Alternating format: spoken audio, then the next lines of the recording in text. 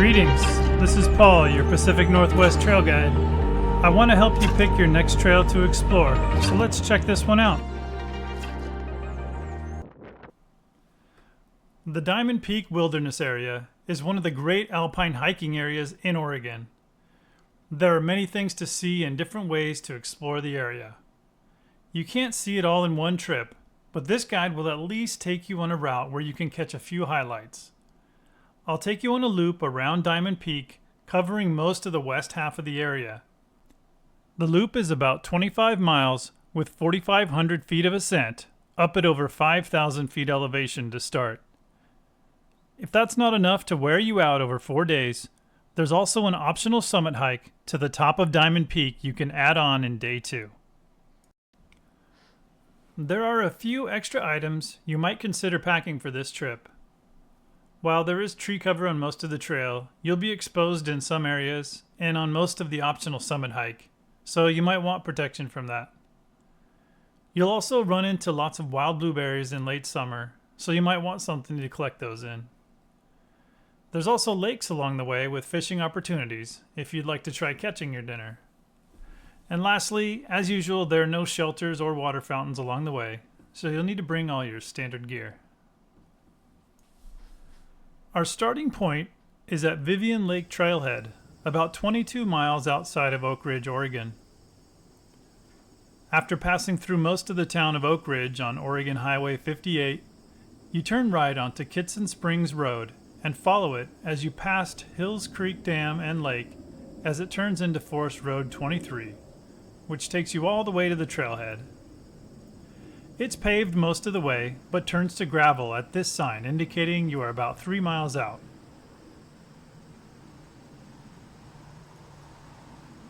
Finally, you'll know you're very close when you pass the Hemlock Butte trailhead, as just around the bend from it, you'll find the Corrigan Lake trailhead. The small trailhead lot only has a single trail you head up to get started on your trip.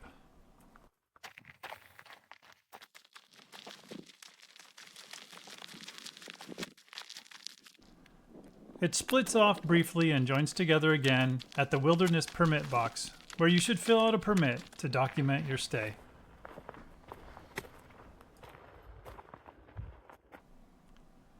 For the first day of this trek, we follow Corrigan Lake Trail for only about a mile, turning onto the Mount Uran Trail shortly after we pass Notch Lake. Mount Uran Trail takes us the other 3 miles to your first camp on Divide Lake, under the shadow of Mount Uran. Hopefully you hit the trail early enough to explore a short spur trail from the camp up to the bluffs of Mount Uran also. Heading out on the Corrigan Lake Trail, you'll find yourself wading through wild huckleberry bushes right off the bat, and begin ascending when the Diamond Peak Wilderness sign comes into view, high up in a tree.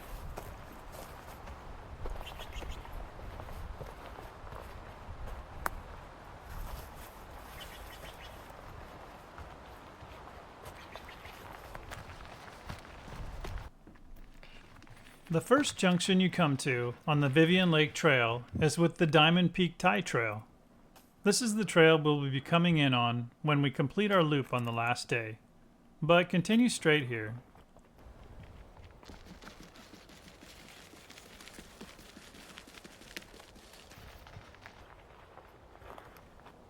That first mile goes by quick, and you suddenly come upon Notch Lake, the first of many small alpine lakes you'll visit.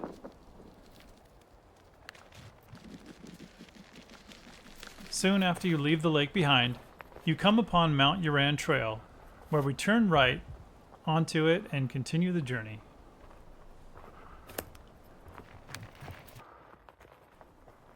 The Mount Uran Trail begins to ascend up through a lichen-bearded forest. As you ascend, you approach a ridge and you can get your first glimpses of Diamond Peak through the trees.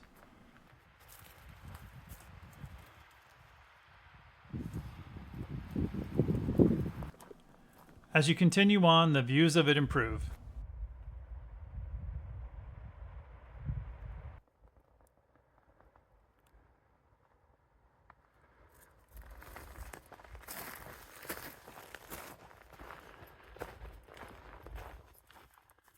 The trail follows the ridgeline, and eventually you see Mount Uran and high bluffs next to it, peeking up above the trees.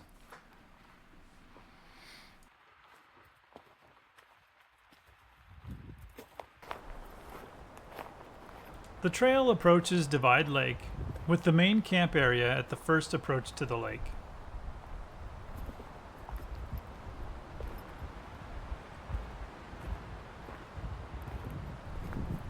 If none of this area is available, there's also a secluded site above the rocks on the west side of the lake.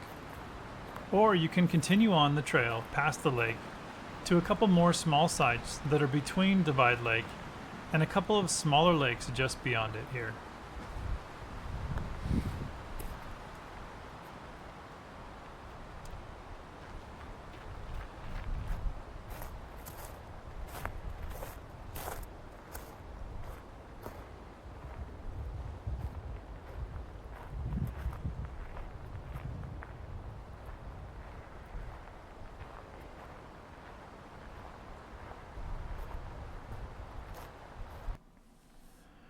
If you're full of energy after you've got your camp set up, you might want to explore Mount Uran a little bit.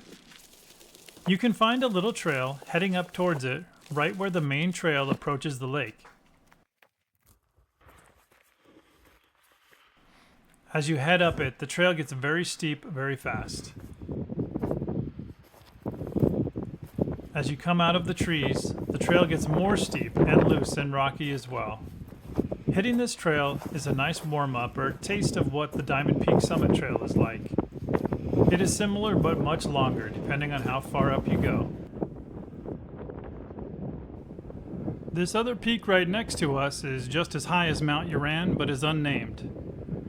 I guess because the name Three Finger Jack was already taken.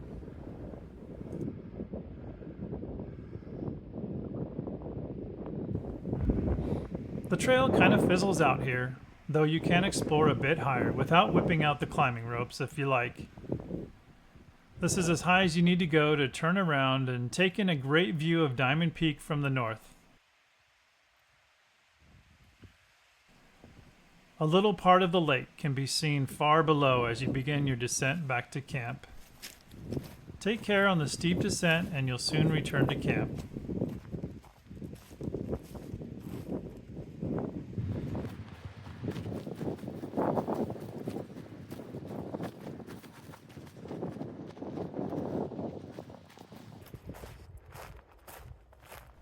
A serene setting awaits you as the sun sets on the first day of this adventure.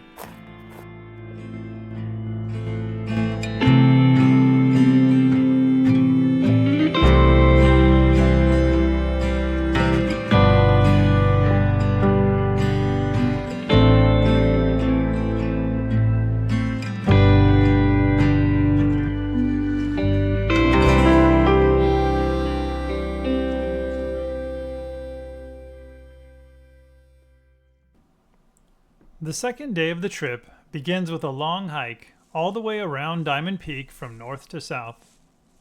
We'll continue south out of camp on the Mount Uran Trail and join up with the Pacific Crest Trail. We follow the PCT south all the way to the south side of Diamond Peak, where we meet up with the Diamond Peak Climbers Trail. From here you have the option to drop some weight at the junction and head up the Climbers Trail as far as you feel like going and come back. After that, you just have a couple more miles to get to camp for the second night, continuing on the PCT to another junction with the Rockpile Trail, where we leave the PCT and end up at our camp at Rockpile Lake. Mount Uran Trail continues along the west shore of Divide Lake as you leave in the morning of day 2.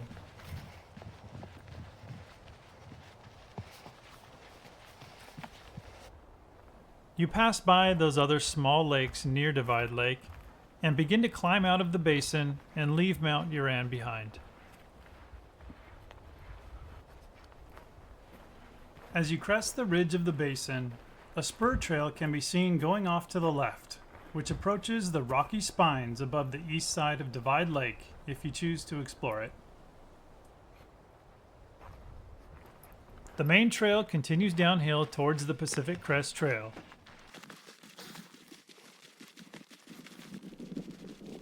You approach a T-junction with the PCT. Turn right to begin heading south.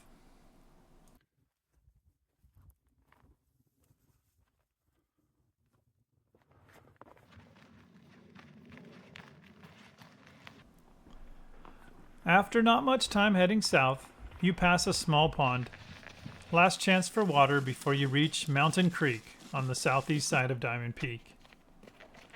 This is a beautiful section of this loop, full of alpine valleys and little peaks at the east side of Diamond Peak.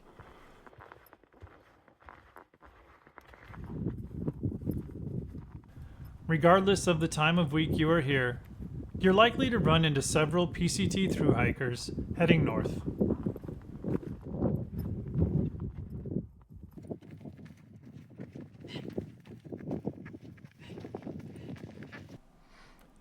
As you progress along, you get closer and closer looks at the long side of Diamond Peak, and get clearer and clearer looks out down into the valley below.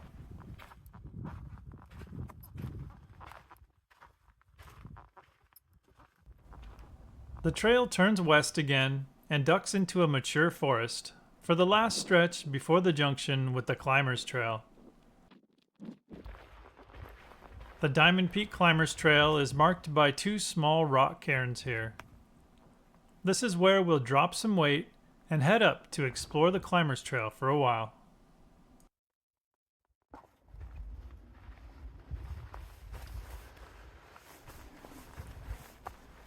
Not long after starting up, the trail gets very steep, and you'll begin getting flashbacks of your burning calves going up the Mount Uran Trail. It gets more challenging though, because soon the trail becomes little more than a rough outline of loose rock heading up the steep slope. Keep an eye out for rock cairns to keep you going in the right direction.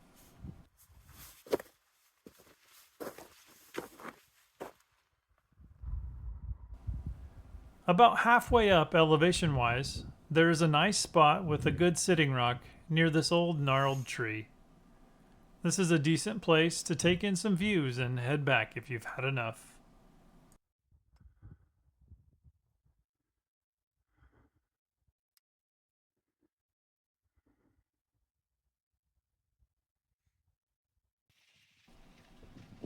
If you choose to continue on, more sandy and loose rocky steep trail awaits you, and the wind starts to pick up as you get higher.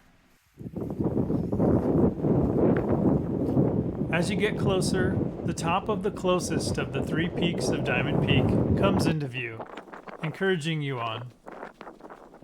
A small wind shelter here serves as another landmark and potential rest and or turnaround spot.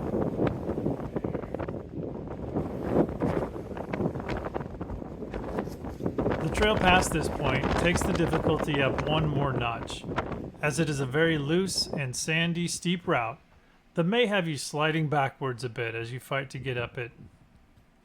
If you continue up to the south peak at about 8,400 feet, here you can see the summit of Diamond Peak, which sits a couple hundred feet higher and about a third of a mile away. This is a grand enough spot though, and where I chose to head back from.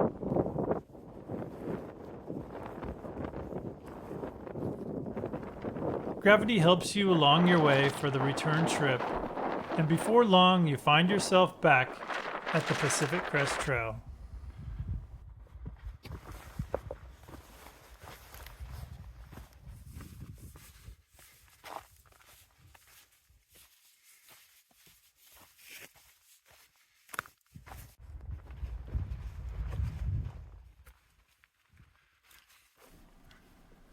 Continue south on the Pacific Crest Trail, and you'll find yourself cruising down a blissful, hard-packed trail on a gentle descent.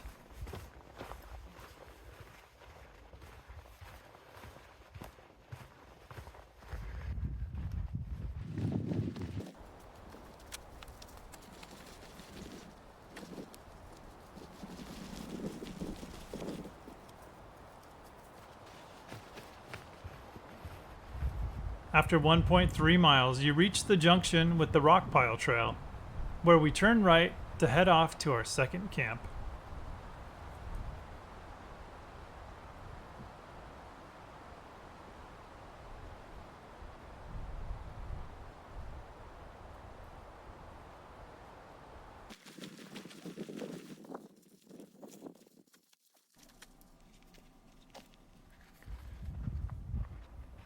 Just a half-mile later, we approach the spur trail to Rockpile Lake, with Diamond Peak looming up ahead of us in the distance. It may feel a bit uncanny to think you were just up there on top of it less than a couple of hours ago. We turn left and head to Rockpile Lake on the short spur trail.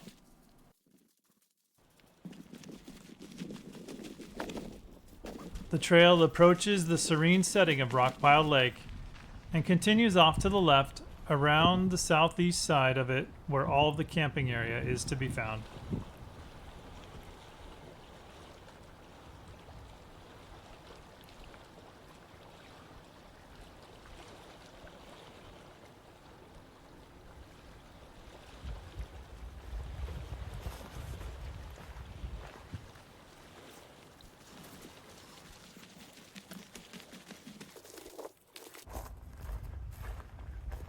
There are plenty of huge flat areas here at Rockpile Lake, making for more space than is likely ever needed at the busiest of times. Settle in somewhere and prepare for a nice stay.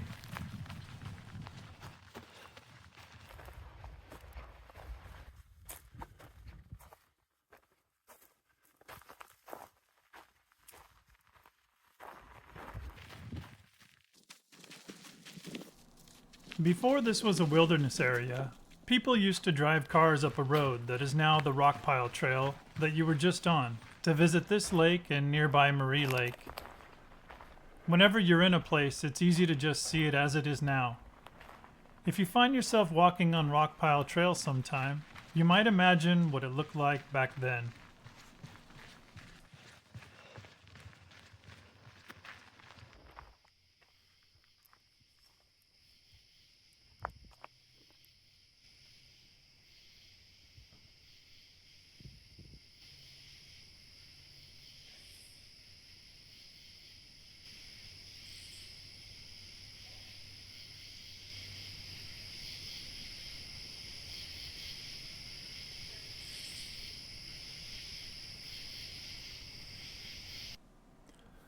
On day 3, we'll get back to the Rockpile Trail and follow it west to a junction with the Diamond Peak Trail, where we turn north and continue about 4 more miles to Corrigan Lake, our final camp.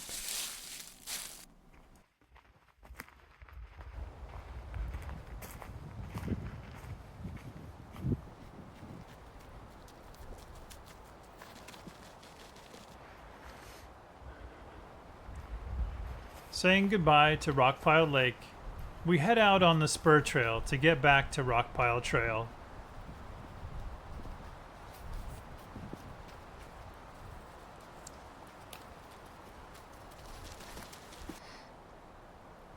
As you approach Rockpile Trail, your last view of the south face of Diamond Peak is waiting for you.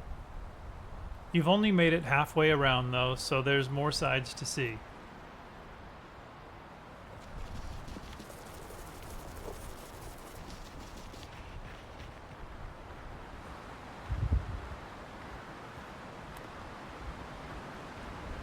You'll approach a junction where you need to turn left to stay on the Rockpile Trail. Going straight leads you to Marie Lake if you'd like to visit it. The trail now heads steeply uphill as you head up onto a ridge above Rockpile Lake.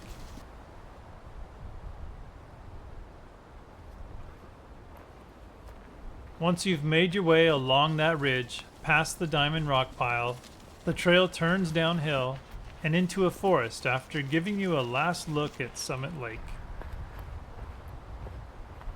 Finally, you reach the junction with the Diamond Peak Trail, and we turn right onto it, passing into a less frequented part of this area.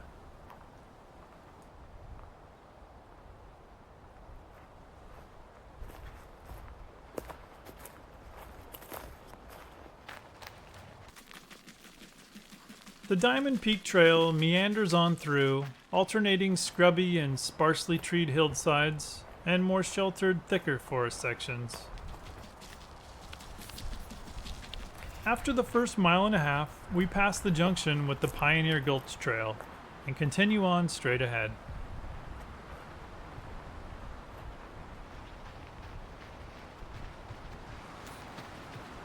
The trail rolls up and down over the foothills of Diamond Peak, occasionally giving you a glimpse of the mountain beside you.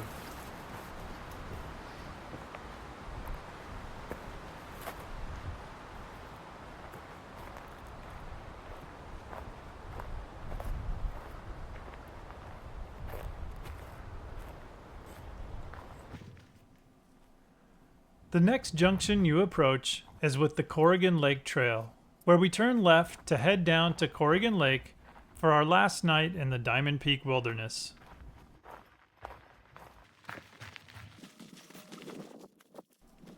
The trail approaches the lake from above and takes you down the basin to the far west side of the lake.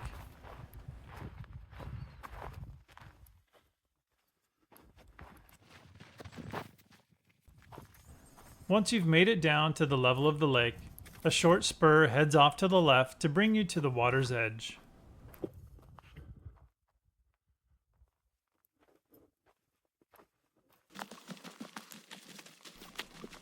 You'll find a few decent-sized camp areas here where you first approach the lake.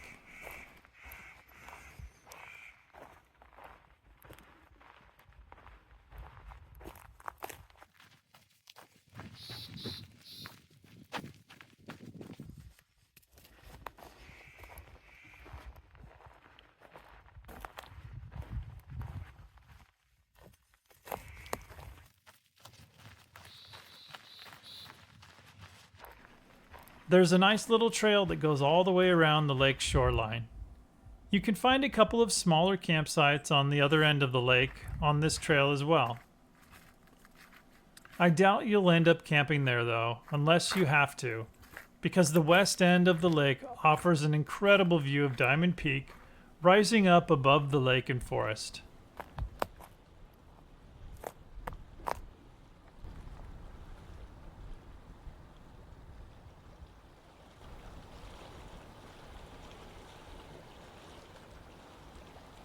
It's really hard to leave this spot. This is probably the best lake to fish on this trip, so now's the time if you brought your gear. The side of the lake near the peak is deeper and probably offers your best luck.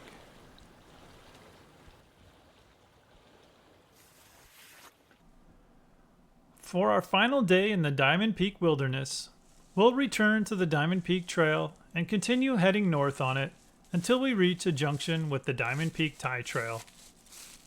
We'll turn right onto it and travel a little less than 2 miles from there to get back to the Vivian Lake Trail, where we turn left and continue for just a short distance to return to our starting trailhead. With just a bit of reticence and a bit of anticipation for the end, we leave Corrigan Lake on day 4 and head back up out of the lake basin, back towards the Diamond Peak Trail.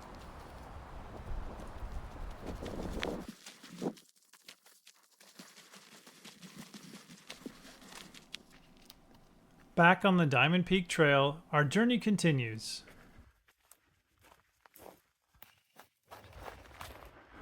Your first junction along the way is with the Bear Mountain Trail. This trail may be less traveled than others on this trip, but they sure do sign the junctions well. I've been on highways that offer less info. This junction is also where some climbers head east off trail for a more difficult climb of Diamond Peak on the west side.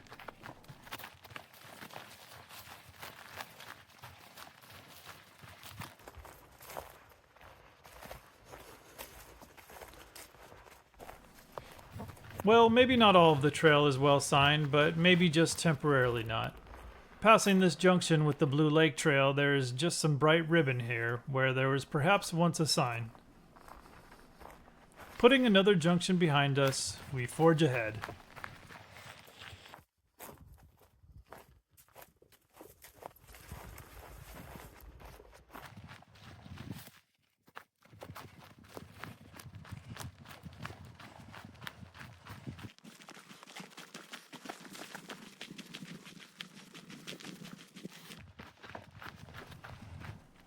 Next, we reach a junction with the Happy Lake Trail, the last of the many lakes accessible along this trail.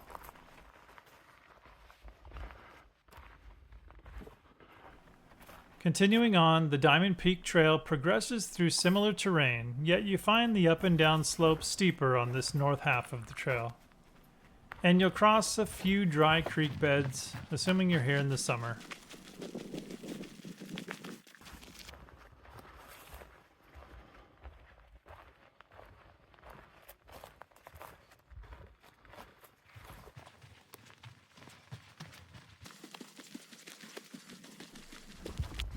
The junction with the Diamond Peak Tie Trail comes into view, and we turn right and begin a gradual ascent that persists for most of this 1.8-mile stretch of the trail.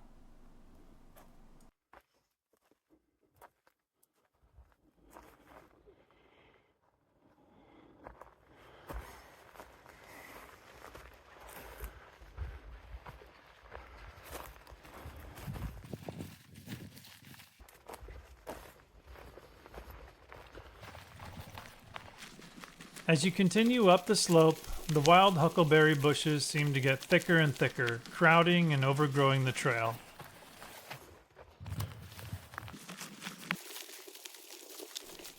Once the trail levels out a little, you approach a small lake that can be explored easier from the north end.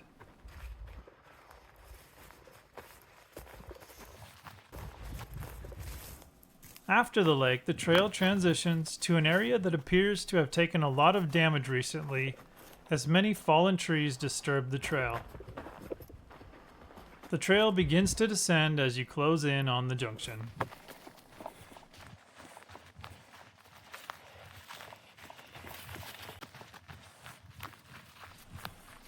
A quick last descent brings us to the junction with the Vivian Lake trailhead that we passed 3 days ago.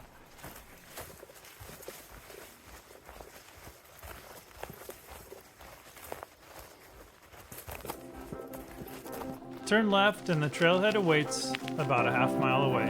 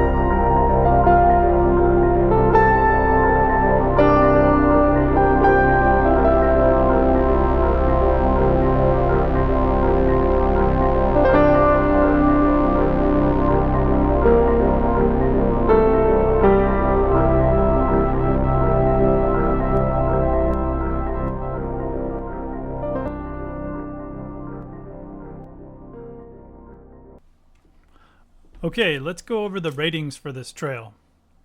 It rates 4 out of 5 for terrain.